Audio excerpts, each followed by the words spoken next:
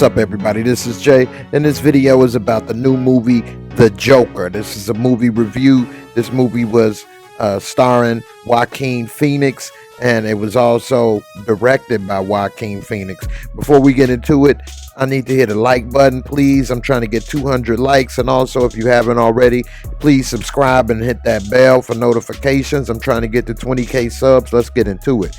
Now, Joaquin Phoenix, if you aren't familiar, is a really good actor. He's done an amazing work in Hollywood. He's brother of River Phoenix, and they have a talented family. Nevertheless, he has his take on the Joker.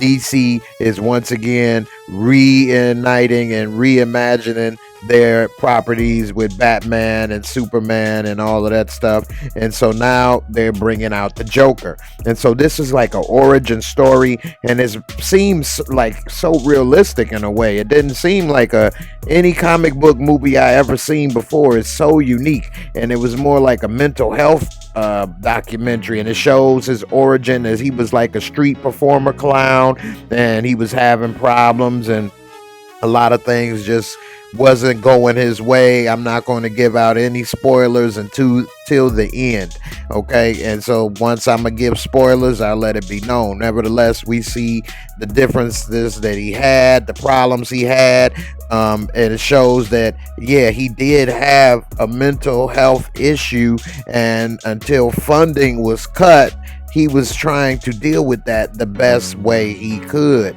and that he would have problems when he was on the bus.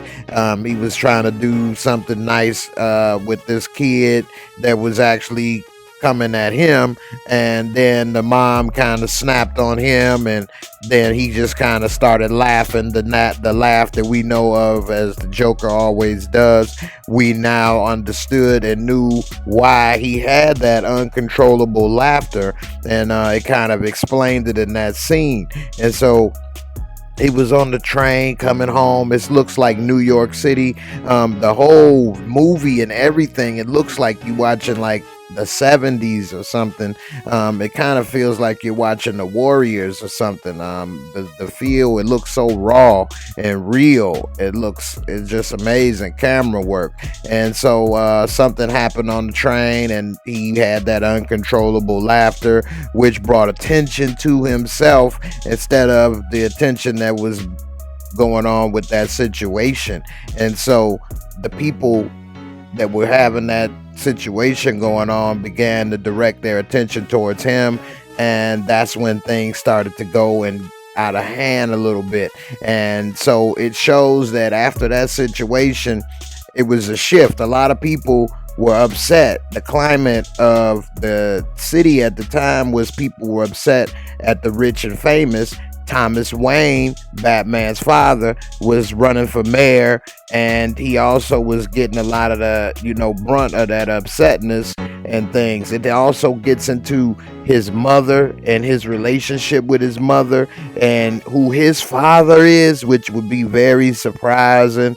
And it was really interesting to see who his father was. I was like, wow. And the movie is actually very informative as far as a deep dive into the Joker. It's not an action-packed movie like some of these other comic book movies. It seemed like it wasn't even a movie related to a comic book movie for the most part. That's what it seemed like. And it really wasn't until the very end until you really got a lot of action going on, if that's what you're looking for, like a traditional comic book movie. Nevertheless, the city started to gravitate around this incident that took place that he was a part of, and so then people started to know that it was a clown or something like that was involved in it, and so people began to wear a clown mask and different things going on. And then some things happened with him, and he ended up getting deeper into a situation that he was in. And when funding was cut, he no longer had medication that he was taking, and his favorite thing was like watching a figure that was sort of like Johnny Carson on TV, and that person was actually played by De Niro, which I didn't know De Niro was in the movie. And so he had a chance to be on there because he had did a stand-up routine that got attention. And so once he was on that show, he was able to do some things that actually created more controversy, and it was just really crazy. The police, everything, the city went into chaos, and it was just really, really something else. Now, I'm getting ready to get into a little bit about Joaquin appearance. He lost a lot of weight to get into this role, almost scary. I mean, it was scenes where you could see his ribs protruding. It's like he starved himself or something to get into this role. I wouldn't be surprised if he didn't get nominations for Academy Awards or anything for this role. I mean, not only the physical transformation, but the transformation to get into this role as the Joker was really amazing. And I think he may have played the Joker more realistic than anybody ever has. And I know people say, well, Jack Nicholson or Heath Ledger. This guy right here, we got in to see who he really was. You actually almost felt sorry for the Joker and what he went into and how he became the person that he was. And I mean, it didn't, like I say, it didn't feel like a comic book movie at all. I mean, I felt like I was watching a standalone movie, and it actually shows the origins of how Batman became Batman and the events that led up to it. And it was really good, and if they stay on this path, they can surpass Marvel. And I did say it, they can surpass Marvel with the amount of realism and raw and grit and grind and everything in their movies, to that they could be the first movies that are comic book movies that are Academy Award nominated movies. And that's something that these comic book movies don't get that type of attention. Now, before I go any further, I'm about to put it up there. Spoiler alert. If you don't want any spoilers, I appreciate you for watching. Turn off the video. If you continue to watch at your own risk. Now, let's get into it. Now, the situation that I'm not going to spoil the whole movie, but just the ending part. So after he was on the talk show with Bobby D, Robert De Niro, he ends up killing him live on TV in front of everybody. Everybody goes crazy. Riots break out in the city. He goes out. He's eventually arrested by the police, who were already looking for him for other murders and crimes that he was a part of. And so while he was being transported by the police, the whole Gotham is just going crazy. All the clowns and everything is just rioting in the streets, upset about what's going on. And while he was being transported by the police, the car was crashed into by an ambulance. He was pulled out of the police car and rescued by other clowns, and then he pretty much was celebrated as like their hero for an uprising against the system. And then we see Thomas Wayne and his wife and young Batman. They were leaving from the play that they always were at, but see, the riots kind of broke out just out of nowhere because nobody knew that he was gonna just kill this guy right in front of everybody. And so the riots kind of broke out naturally and at the spur of the moment. So they was trying to leave and avoid all the commotion on the street, and they went down the alley, and one of the guys that was, rioting and stuff saw them down there in the alley, and he came and pretty much shot Batman's parents right in front of him.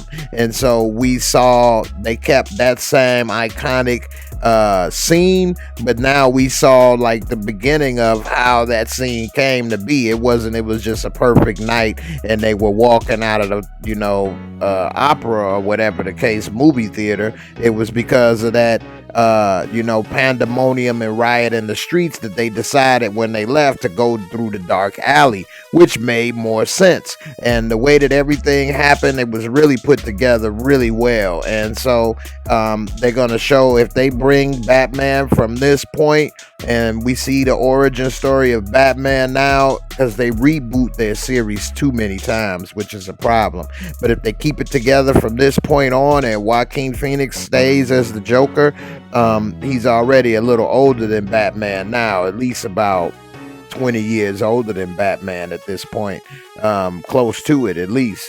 And so if they are able to at least keep these couple actors, Joaquin Phoenix and whoever they choose as the next Batman, together, I think they can make a run at it, especially if they keep the way that the screen looks, the cinematography. I mean, it looks like I was actually looking at a 70s movie.